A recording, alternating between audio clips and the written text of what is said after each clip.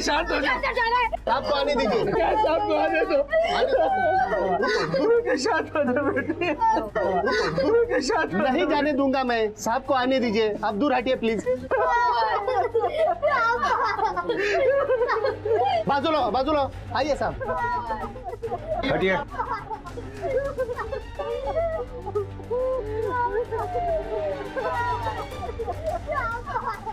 Body किसने cover की? Sir हमने ही कवर की। बेडशीट हटाओ।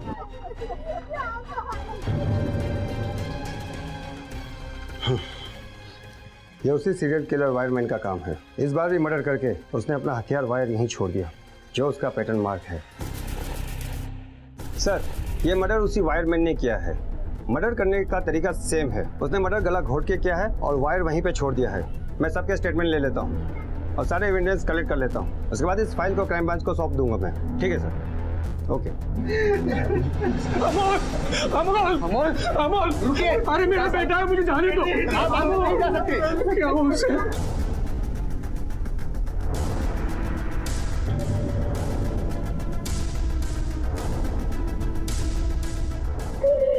ये लोग कौन है? ये अमोल के पापा और बड़े भाई हैं।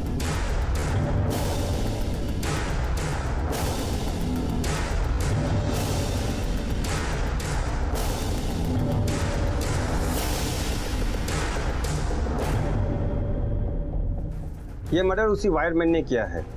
इस तरीके से उसने एक नहीं 7 खून किए हैं और आपके बेटे का नंबर 7वां था।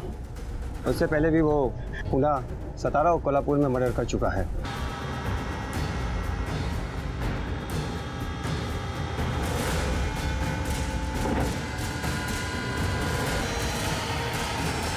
लेकिन इंस्पेक्टर साहब, आप मुझे क्यों गिनवा रहे थे? हाँ, मैं क्या करूंगा इसका? आप मुझे अपना फोन नंबर दीजिएगा, मैं आपको फोन से बात करूंगा। मेरा नंबर लेकर आपको कोई फायदा नहीं होगा। वैसे भी ये केस हमारे पास नहीं, क्राइम ब्रांच के पास जाएगा। एक बार इस केस की फाइल हम उन्हें सौंप देते हैं, फिर आप उनसे बातचीत कीजिए।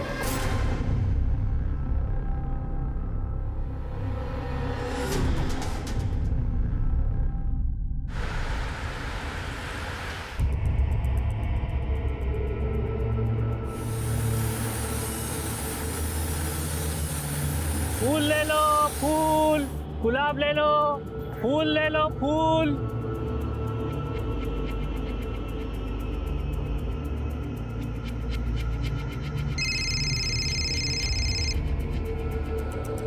हाँ बोलो, क्या खबर है? साहब, खबर एकदम पक्की है। वो इधर ही 7 नंबर की खोली में है। नजर रखना, हम आ रहे हैं।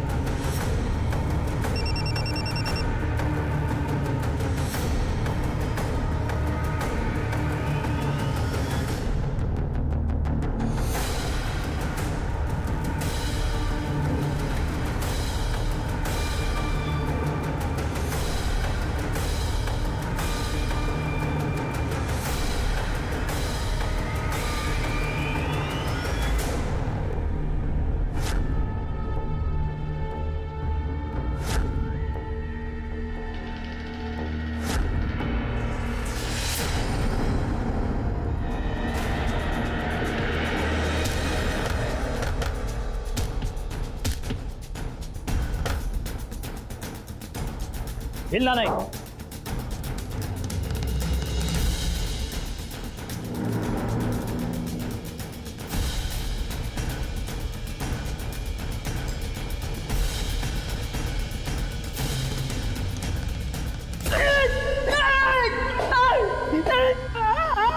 सर, मुथुराजन ने कबूल कर लिया है कि सारे खून उसने किए, सिवाय इसके। अमोल दास्ताने।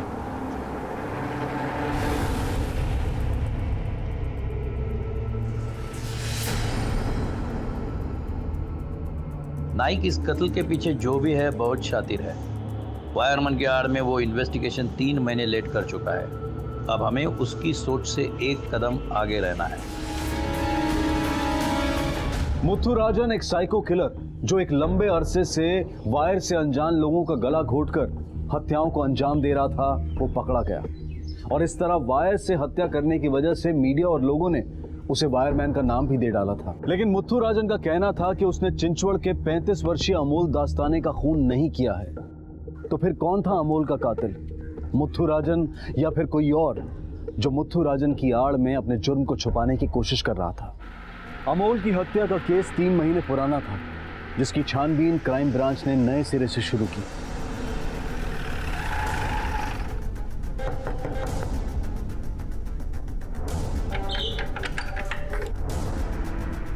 जी क्राइम ब्रांच। अरे लीजिए, मिठाई खाइए। किस खुशी में? हमारे बेटे का खूनी पकड़ा गया, इस खुशी में हमने सारे मोहल्ले में भी मिठाई बांटी है। कौन है पापा? अब स्वाति दास सर है जी। आपको हमारे साथ पुलिस स्टेशन आना पड़ेगा। अरे हम लोग तो खुश हो रहे थे कि आपने अमोल के कातिल को पकड़ लिया, लेकिन अभी आप बोल रहे हो कि उस वायरमैन ने हमारे अमोल को नहीं मारा। एक क्रिमिनल ने आपसे कहा कि उसने अमोल को नहीं मारा और आपने मान लिया। सिर्फ वायरमैन के कहने से नहीं, हमारे हाथ ऐसे सबूत आए हैं जो इस तरफ इशारा करते हैं कि अमोल को किसी और ने मारा है। मिसेस दास्तान है, आप हमें बताइए उस दिन क्या क्या हुआ था, पूरी डिटेल्स बताइए। उस दिन निधि बहुत जिद कर रही थी कि पापा उसके साथ खेलें, लेकिन उनका खेलने का मन नहीं था। याला काय झालं हे का चालत नाही आता? पापा पापा चलो ना, प्लीज चलो ना, मुझे आपके साथ खेलना है। निधि त्रास देऊ नकोस, मैं बहुत गुस्से में हूँ। जाओ अपने कमरे में खेलो, जाओ। नहीं पापा प्लीज चलो ना। निधि बेटा क्या हुआ बेटा? पापा काम कर रहे हैं ना, उन्हें परेशान मत करो। चलो ये मैं तुला स्टोरी सांग। नहीं, मुझे कोई कहानी नहीं सुनी, मुझे पापा के साथ खेलना है। निधि तुम अगर ऐसे बात नहीं मानोगे ना तो मैं तुम्हें कमरे में बंद कर दूंगा। स्टोरी सुनेंगे ना पहले? नहीं, मुझे कोई स्टोरी नहीं सुननी। चल हाँ क्या चलो। कर रहे हैं आप? जाओ अंदर, कम ऑन गो। निधि बेटा रो मत। अमोल ने हमें अंदर बंद करके बाहर से कुंडी लगा दी। कहानी सुनते सुनते थोड़ी देर में निधि सो गई और उसके कुछ ही मिनट बाद मेरी भी आंख लग गई।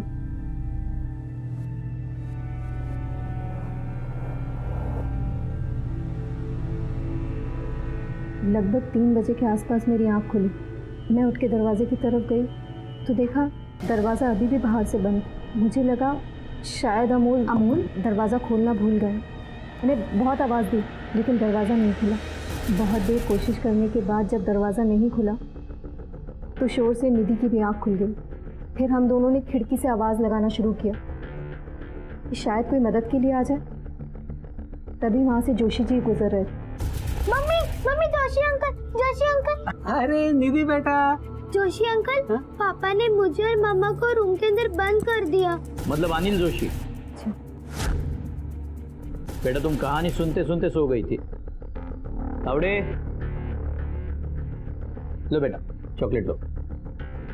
ये सब कुछ रहने दीजिए, आपको जो कुछ भी पूछना है पूछिए, अगर नहीं पूछना है तो हमें घर जाने दीजिए। फिलहाल तो कुछ पूछना नहीं है, सिर्फ एक इन्फॉर्मेशन देनी है। वो आपका घर जहाँ अमोल का कत्ल हुआ था, इन्वेस्टिगेशन पूरा होने तक क्राइम ब्रांच के कस्टडी में रहेगा।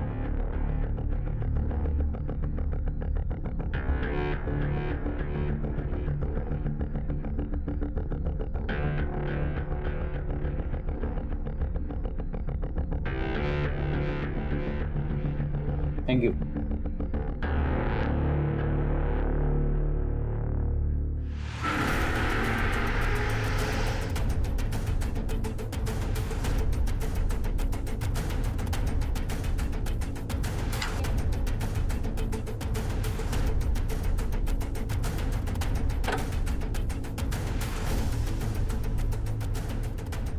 नाइक स्वाति ने बयान में कहा है कि इस कमरे का दरवाजा बाहर से बंद था, कड़ी लावलेली होती। नाइक तुम्हें 3 साल पुराना वो पुणे का डोले पाटिल रोड का केस याद है?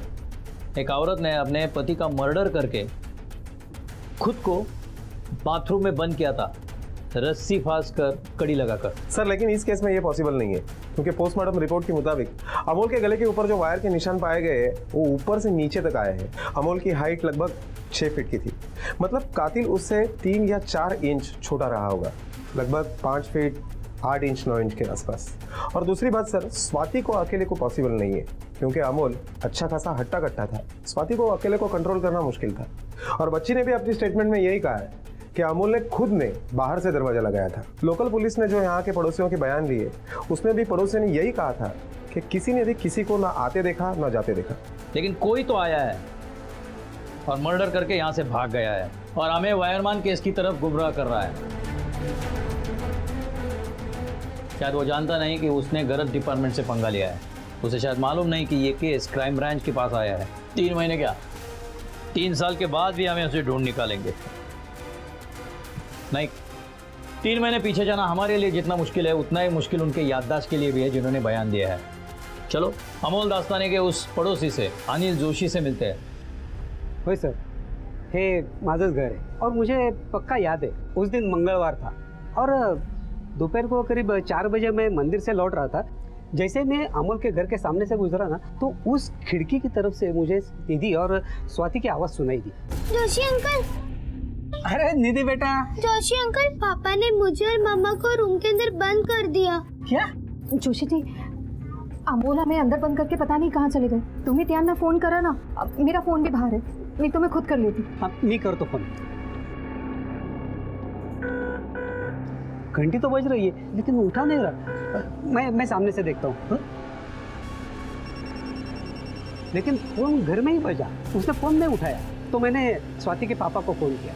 हेलो पवार साहब, और वो 5-10 मिनट में आ पहुंचे यहाँ। 5 या 10? मतलब उन्हें आने में 5-10 मिनट लगे।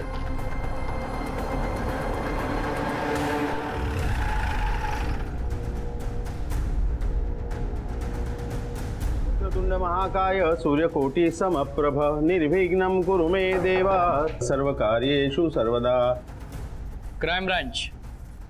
ओम जय श्री राजाधिराज गणानाम गणपते ओम गं गणपते नमः ओम गं गणपते नमः। साहब मैं तो उधर ही था। वो क्या है कि स्वाति के घर के बाजू में मच्छी की बहुत अच्छी मार्केट लगती है। मैं मच्छी खरीद ही रहा था कि उतने में उनके पड़ोसी जोशी का फोन आया। मावजी शेवटचा विचार तो 200 रुपए से दोगी क्या? नहीं देना। अरे गरीब आदमी क्या खाएगा? हाँ 1 मिनट। हाँ जोशी बोलिए, क्या बात है? क्या? अरे ऐसे कैसे बंद हो गए? नहीं ठीक है मैं आ रहा हूँ उधर। कुछ 5-7 मिनट के अंदर मैं वहां पहुंच गया था। वो जोशी बाहर ही मेरा इंतजार कर रहा था साहब। सावी आहे ना तुमच्याकडे? हो। पता नहीं कितनी देर से अंदर वो।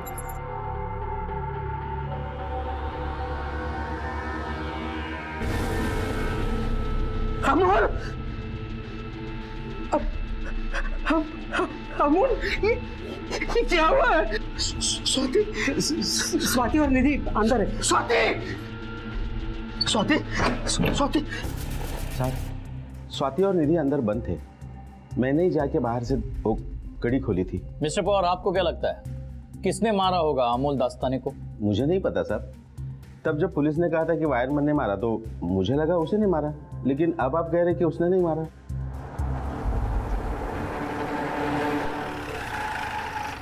आखिर आप लोग चाहते क्या हो?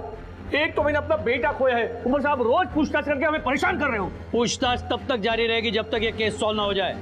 आपके लिए यही बेहतर है कि आप हमें कोऑपरेट करें। लेकिन इंस्पेक्टर साहब आपको जो कुछ भी पूछना है आप पूछ सकते हैं। थैंक यू मिसेस दास्ताने, हम पूरी कोशिश कर रहे हैं कि कातिल जल्द से जल्द पकड़ा जाए। अब हमें यह बताइए कि अमोल का किसी के साथ झगड़ा या दुश्मनी थी, क्योंकि ये बात तो साफ है कि चोरी या लुटमारी के मकसद से कत्ल नहीं हुआ। नहीं सर, मुझे तो ऐसा कुछ याद नहीं आता। आपके घर में कौन कौन आता जाता था? सुबह दूध वाला, कभी कभी किराने की दुकान वाला सामान लेकर आता था। हमारी बाई 10 बजे आती थी और 11 बजे चली जाती थी।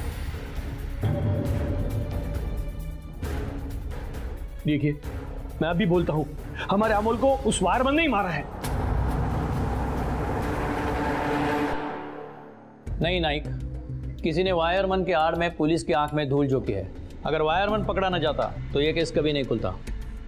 एक काम करो नाइक, मर्डर से पहले के 1 महीने के अमोल के कॉल रिकॉर्ड्स निकालो और अमोल क्या करता था, किससे मिलता था, सब डिटेल्स मुझे चाहिए। सर, अमोल दास्ताने का पड़ोसी अनिल जोशी आया है। सर, उम्र हो गई है तो याददाश्त थोड़ी कमज़ोर हो गई है। उस दिन मैं आपको एक बात बताना भूल गया। सर, अमोल के मर्डर के 1 दिन पहले मैंने स्वाति को अमोल के बड़े भाई जैन से मिलते हुए देखा था। और उस वक्त उसकी बेटी उसके साथ नहीं थी। पर सर उन दोनों में क्या बातचीत हुई वो मुझे पता नहीं। कमाल है तुमची जोशी साहब, उस दिन मंगलवार था ये आपको याद है, लेकिन इतनी इंपॉर्टेंट बात हमें बताना भूल गए आप। सर मंगलवार को मैं कैसे भूल सकता हूँ, गणपति का वार है और उस दिन मेरा माझा उपास पण असतो। अच्छा, ये जयंत अमोल के घर अक्सर आता जाता था क्या? नहीं सर, वैसे पिछले साल वो निधि के बर्थडे पर उससे बात हुई थी और उसके बाद मैंने अमोल के मर्डर के एक दिन पहले उसे देखा। नाइक, जयंत दास्ताने को पुलिस स्टेशन बुलाओ। Yes sir. लोकांचे डोक्यात तर गंदगी भरी पड़ी है साहब। एक औरत और मर्द के बीच में कोई और रिश्ता नहीं हो सकता क्या? साहब मैं स्वाति को अपनी छोटी बहन की तरह मानता हूँ। मतलब सांगायला पण लाज वाटते कि साहब अमोल ने स्वाति और निधि को कोई कम दुख नहीं दिए थे। जो भी कहना है साफ साफ कहिए। पिछले साल भर से अमोल पैसों को लेकर इतनी तंगी में था कि ठीक से घर का खर्चा भी नहीं चला पा रहा था। जगह जगह से पैसे उठा रखे थे उसने। ये आपको स्वाति ने बताया? नहीं साहब, वो कहाँ कुछ बताती। वो तो एक दिन मैं रास्ते से गुजर रहा था तो मैंने देखा कि 5-6 लोग अमोल को घेर के खड़े हुए थे। 5 महीने से 1 रुपया नहीं दिया। अरे हमें भी अपने दुकान में सामान डालना होता है, हद होती है किसी भी चीज की। अगर अब भी तुमने पैसे नहीं दिए ना तो इस गली मोहल्ले में घूमना मुश्किल कर दूंगा, गला काट दूंगा, समझे कि नहीं? मैंने तो थक हार के उधर ही देना ही बंद कर दिया है। अगर जरा भी शर्म है तुम्हारे में तो हमारे पैसे लौटा दो। अपने भाई को इस हालत में देखकर आपको तरस नहीं आया कि गाड़ी से उतरकर उसे पूछे क्या प्रॉब्लम है? नहीं साहब, कारण कि एक नंबर का एहसान फरामोश आदमी था वो। मेरी और उसकी तो काफ़ी समय से बोलचाल भी बंद थी। अरे साहब, बाबा के कितने पैसे उसने न जाने ऐसे ही पानी कर दिए। ठीक है, अभी आप जा सकते हो। वेळ पडली तो पुन्हा बोलवू तुम्हाला। बस।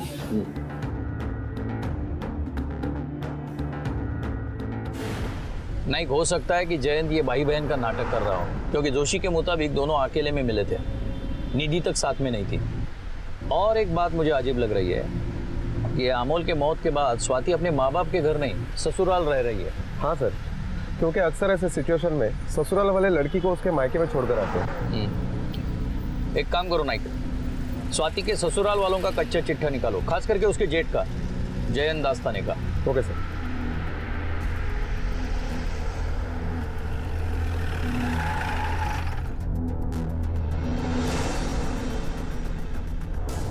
क्राइम ब्रांच से है, अमोल दास्ताने का कितना हिसाब बाकी है? नहीं साहब, था। स्वाति बहनी ने यहाँ से शिफ्ट करते सारा उधार क्लियर कर दिया था। अरे उधार देना, बाद में पैसा नहीं मिला तो धमकी देगा, मोहल्ले में निकलना मुश्किल कर देगा, गला काट देगा। हाँ? नहीं साहब, गला काटने निकलूंगा तो यहाँ पूरे मोहल्ले का गला काटना पड़ेगा साहब। यहाँ तो सबका उधार ही चलता है। उनका तो 15,000 हो गया था। अगर आप लोगों को मेरी बात पे भरोसा नहीं तो उनकी भाई मंदा से पूछ लीजिए। मारपीट भी होती थी दोनों में? मारपीट के तो मालूम नहीं है साहब, पर झगड़े बहुत होते थे दोनों में। किस बात से लेकर झगड़ा होता था? वही साहब, पैसों के ऊपर से। पहले तो आप तमीज से बात करो। मैं आपका घर लेके कहीं भाग नहीं रहा हूँ। हाँ, मुझे पता है कि EMI भरनी है। लोन देते वक्त तो ऐसे बात नहीं करते थे तुम, तब तो बड़ी मीठी मीठी बात कर रहे थे। अरे मेरे भाई, मैंने बोला ना अगले हफ्ते भर दूंगा। अगले हफ्ते कहाँ से भर दोगे? तुम टेंशन मत लो, मैं काहीतरी करतो। अरे निधि जी, क्वार्टरली फी कहाँ से आएगी? अगले महीने भर देंगे। मुझे लेट हो रहा है, तुम नाश्ता लगाओ। ठीक है? नाश्ता? तुम्हें पता है सब्जी भाजी लाने के पैसे नहीं है। हमसे अच्छे तो वो लोग हैं जो झोपड़पट्टी में रहते हैं। कम से कम उनके पास खाने को तो है। तुम्हें देखकर कोई कह सकता है कि तुम माधव दास्तानी के बेटे हो और जयंत दास्तानी के भाई? सुबह सुबह ताना शुरू कर देती हो यार तुम। आराम से नहीं बैठा हूँ, रात दिवस मेहनत करते हो, कष्ट करते हो ताकि कुछ हो जाए।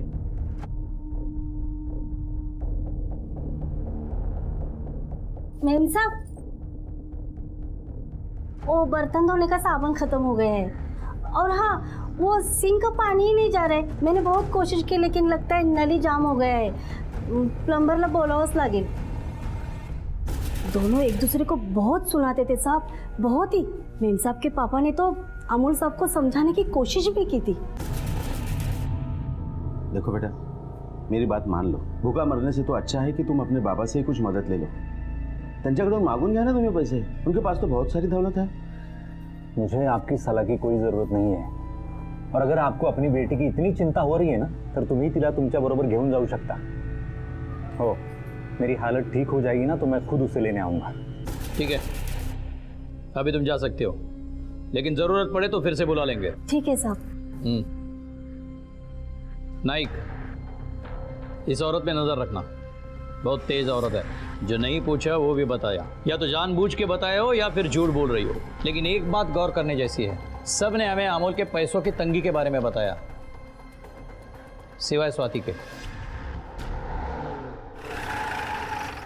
पैसों की बहुत तंगी चल रही थी. काफ़ी सारे लोगों के पैसे तो पापा और जयंत भाऊ ने चुका दिए थे, पर पिछले 1 महीने तक हमीद मुर्तज़ा नाम का आदमी परेशान कर रहा था उन पैसों के लिए जो अमोल ने उससे उधार लिए थे.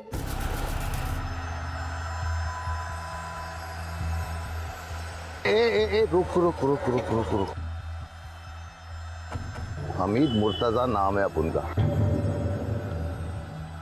वो क्या है, तेरे पति ने हमसे 25 लाख रुपए कर्जा लिया था. कितना?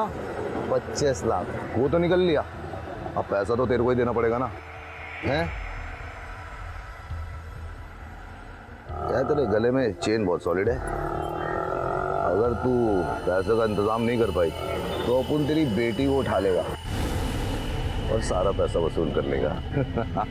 काम कर, चेन उतार. चल, अरे उतार चेन, जल्दी कर. उनके पास टाइम भी नहीं है? याद रखना, ऐसा बोलने का नहीं, समझी?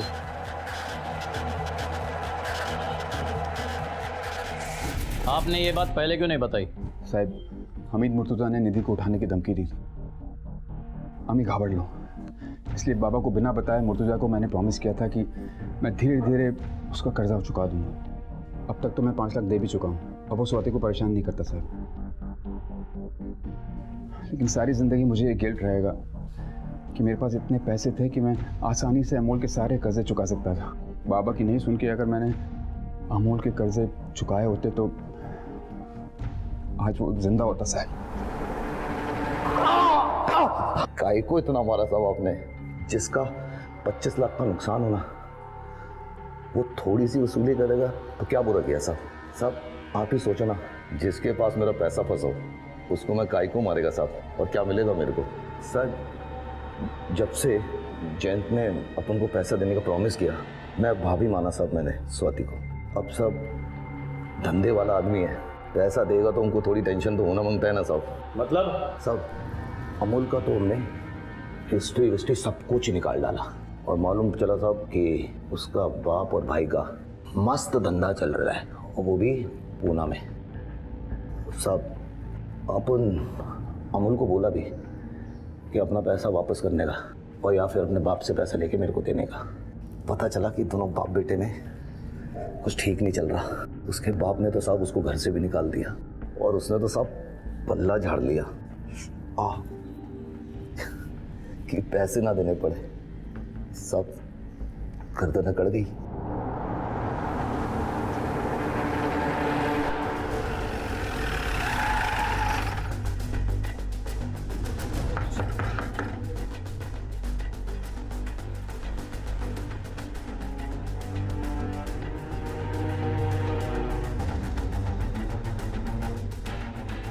अरे आप लोग फिर से आ गए? आप लोग अपने अपने कमरे में जाइए, हमें सिर्फ इनसे बात करनी है. अरे लेकिन इन्हें भी अंदर भेज रहे हैं आप. जाइए.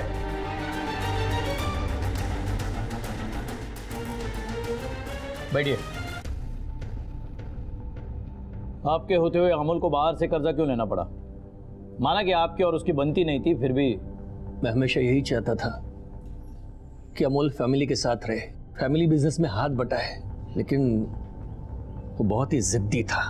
मैंने MBA आपका साबुन का बिजनेस संभालने के लिए नहीं किया है, मुझे अपना कोचिंग सेंटर खोलना है.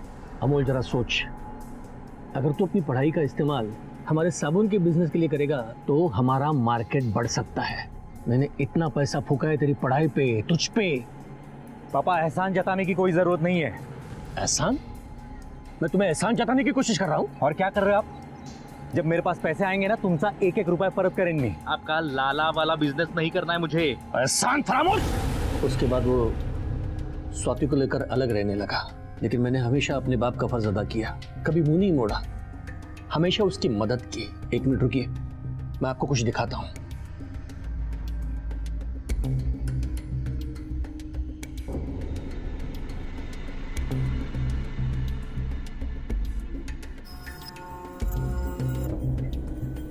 देखिए, ये वो पैसे हैं जो मैंने उसे दिए थे.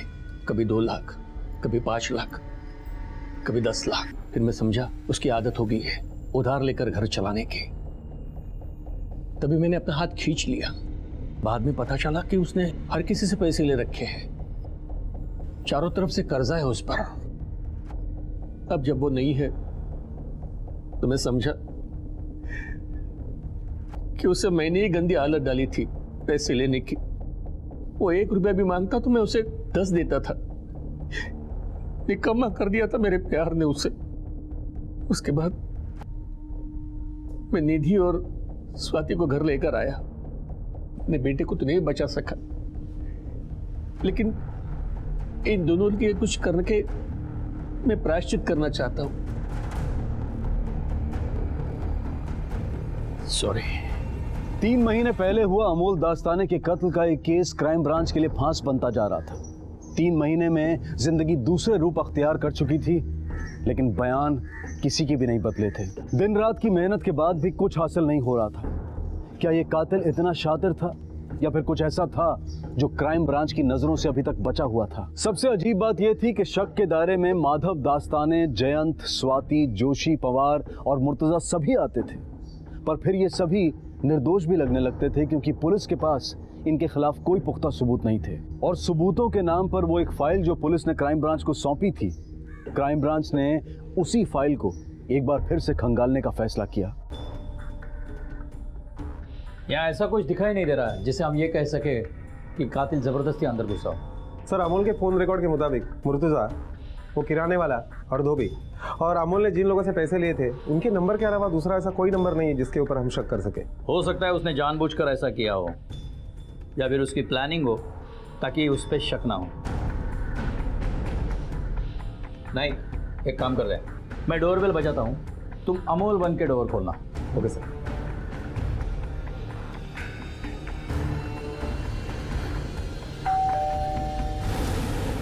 अगर अनजान आदमी होता तो अमोल उसे अंदर नहीं आने देता, दरवाजे से ही बाहर भेजता. लेकिन अमोल ने उसे अंदर आने दिया. इसका मतलब अमोल उसे जानता था. जो भी हो, अमोल उसे अच्छी तरह पहचानता होगा, क्योंकि इंसान उसी की तरफ पीठ करता है जिस पे उसे पूरी तरह भरोसा होता है. सर, अमोल की बॉडी यहाँ मिली, मेन डोर से काफ़ी दूर. जाहिर है अमोल आगे आया होगा, और जो भी आया है अंदर उसने पीछे से वायर से उसका गला घोटा होगा. फोटो देना.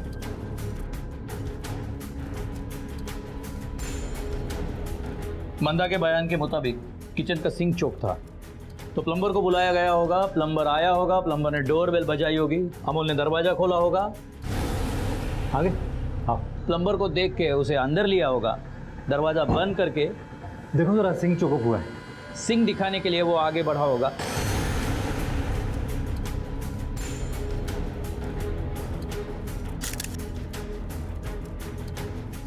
फोटो में यहाँ आयरन किए हुए कपड़े पड़े हैं. मैं डायरी लेके आता हूँ, उसमें लिख देना कितने कपड़े हैं. दरअसल किसी भी घर में धोबी अंदर आ जाता है, हॉल में बैठ जाता है और कपड़े निकालता है, क्योंकि भरोसा और जान पहचान दोनों होती है. यहाँ भी ऐसे ही हुआ होगा, कपड़े निकाले हो गए, रख दिए हो गए यहाँ, क्योंकि उतना भरोसा और जान पहचान तो होती है. अमोल उठकर पैसे देने के लिए जैसे ही मुड़ा होगा, धोबी ने पीछे से आकर अपने वायर से उसका गला घोटा होगा. जरा वो फोटो देना. सर, लेकिन धोबी ने अपने स्टेटमेंट में कहा है कि उसका भी महीने का हिसाब चलता था. इस धोबी और प्लम्बर की अपने तरीके से पूछताछ करो. ये प्लम्बर संतोष और धोबी शैलेश, इन दोनों में से ही कोई है. नहीं, ये क्या है? सर, ये वेफर है, वेफर के खाली पैकेट है, उस कमरे में मिले थे. चल बता, ये था? देख, ये था, ये था. कौन था इसमें से? बता, कौन था? बोल, किसने भेजा था तुझे अमोल को मारने के लिए? सच बता, नहीं तो तेरे शरीर के सारे नट बोल्ट खोलकर पूरा कचरा साफ करूंगा और जोड़ने वाला भी कोई नहीं रहेगा। बता। यकीन करो साहब, मैं सच बोल रहा हूँ साहब, मैंने नहीं किया साहब। और साहब मैं एक दिन पहले वहां पे जाके उनके सिंक बना के चला आया था साहब। चल उठ, उठ, दीवार के पास खड़ा हो, चल। तावड़े, हाइट नापना इसकी।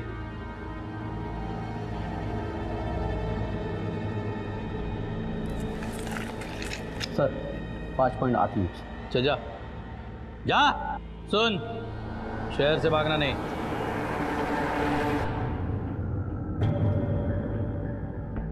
सब मैं सच कह रहा हूँ साहब, मैं 9 बजे कपड़े देने जरूर गया था, लेकिन कपड़े मैडम ने नहीं, अमोल साहब ने लिए थे। सब मैं कपड़े देके तुरंत चला आया। अच्छा, फ्री में कपड़े प्रेस करता है तू?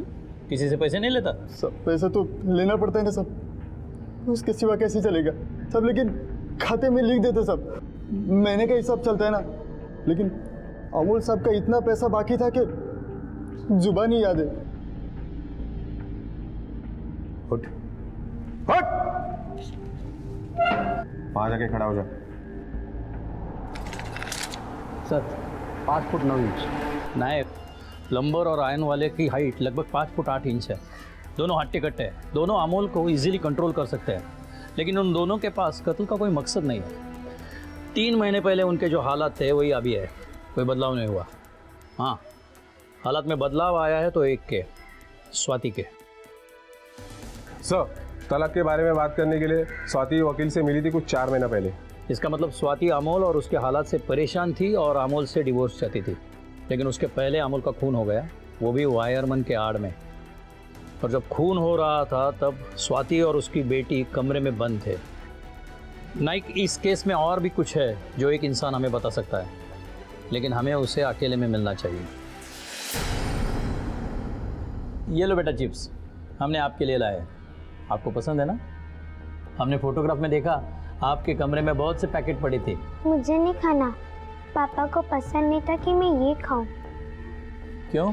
मुझे खाने से गले में दुखता है। तो फिर उस दिन आपने कैसे खाया जब आप और आपकी मम्मी कमरे में बंद थे? मैंने नहीं खाया, मुझे एलर्जी है इससे।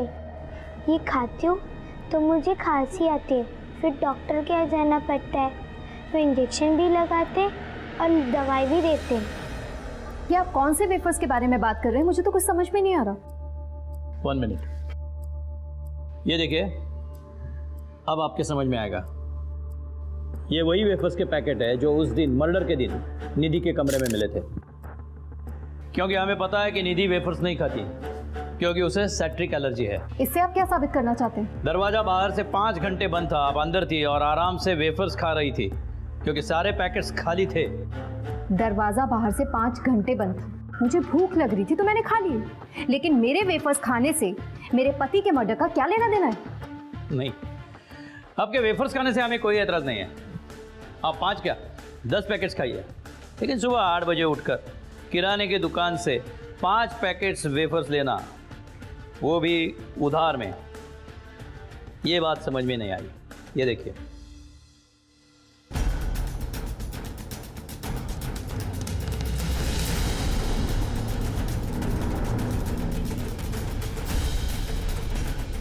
और हमारे पास वो किराना वाले की नोटबुक भी है जिसमें आपके 5 पैकेट्स का हिसाब भी लिखा है।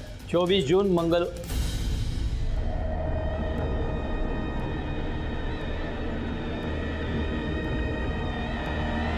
मंगलवार। और मुझे पक्का याद है, उस दिन मंगलवार था, दोपहर को करीब 4 बजे मैं मंदिर से लौट रहा था, और जैसे ही मैं अमोल के घर के सामने से आया ना, तो उस खिड़की की तरफ से मुझे स्वाति और निधि की आवाज़ सुनाई दी। सर, मंगलवार को मैं कैसे भूल सकता हूँ, गणपति का वार है और उस दिन मेरा माझा उपास पण असतो।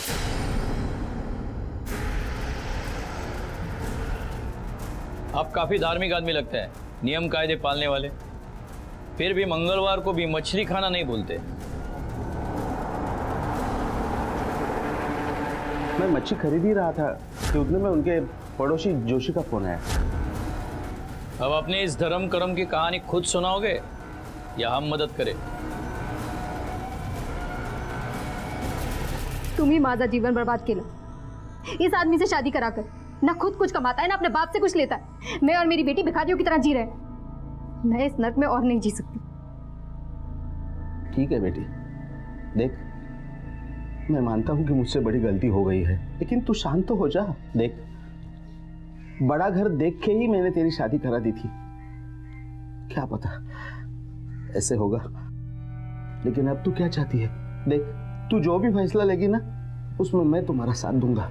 हाँ तू अगर तलाक लेना चाहती है तो ले ले।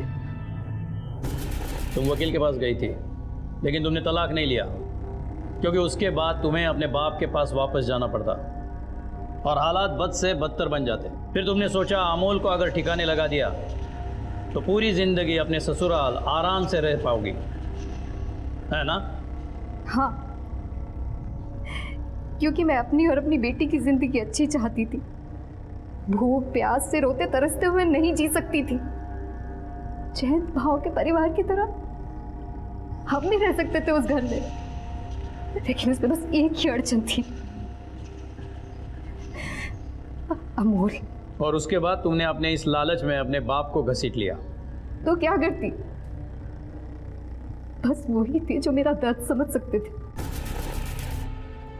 ये बता, ये क्या है? हम इसका तरीका अपनाएंगे, किसी को भी हम पर शक नहीं होगा। सबको यही लगेगा कि ये मर्डर वायरमैन ने किया है। आप इस टाइम पर आ जाना।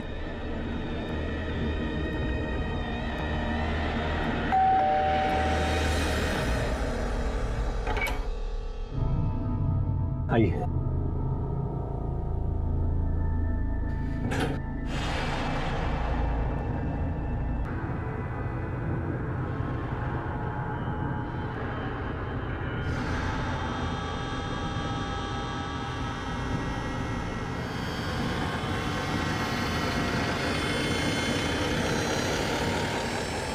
गुनाह करके सजा के अलावा और कुछ नहीं मिलता। निधि ने अपने बाप को पहले ही खोया था, अब वो अपने माँ के साथ के लिए भी तरसेगी। तुमने अपनी और अपनी बेटी की जिंदगी बेहतर नहीं बदतर बनाई है। पता नहीं ये गुनाह करने वाले कब समझेंगे कि जो रास्ता उन्होंने चुना है वो आसान नहीं बल्कि बहुत मुश्किल है। जन्म जन्म का साथ, 7 फेरों की पवित्रता, जीने मरने की कस्में। अमोल दास्ताने के केस में ये सब झूठा साबित हुआ। स्वाति अगर अमोल के साथ खुश नहीं थी तो वो उसे छोड़कर भी खुश रह सकती थी, लेकिन स्वाति ने खुश होने का एक ऐसा तरीका ढूंढा जिससे कोई खुश रहने लायक बचा ही नहीं। स्वाति ने अपने ही पति का कत्ल करवा दिया और गुनहगार बन गई। जिस बेटी का भविष्य वो संजोना चाहती थी उसका वर्तमान भी सोना हो गया। क्या वाकई स्वाति के पास अमोल की हत्या के अलावा और कोई विकल्प नहीं था? दरअसल उसने सबसे खतरनाक उपाय को सबसे आसान समझकर अपना लिया था। अपने आप को और निधि को एक बेहतर जिंदगी का वारिस बनाने की धुन में स्वाति ने निधि को लावारिस बना दिया था। स्वाति को अमोल के कत्ल की साजिश के जुर्म में और दीनानाथ पवार को अमोल के कत्ल के जुर्म में सजा हुई है। बेहतर जिंदगी पाना सबका अधिकार है, लेकिन उसे पाने के लिए बेहतर उपाय भी हो सकते हैं। स्वाति ने गलत राह ली और जिसकी सबसे बड़ी सजा निधि को भुगतनी पड़ेगी। अब मैं अनूप सोनी आपसे विदा लेता हूं, फिर मुलाकात होगी अगले एपिसोड में जुर्म की एक और कहानी के साथ।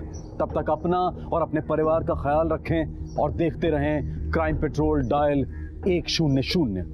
सबक एक को, सीख हम सबको।